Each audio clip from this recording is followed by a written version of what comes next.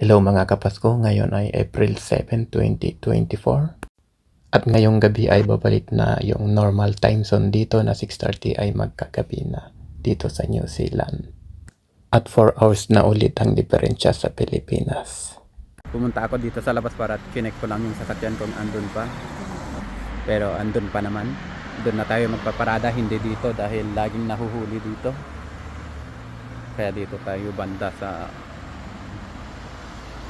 Kenneth Ave, hindi dito sa Pace Ave. Dito sa Pace Ave nahuli ng isang beses, tapos nahuli ako dito naman sa Sandringham Road ng isang beses. Kaya doon na tayo nagparada ngayon, doon banda doon.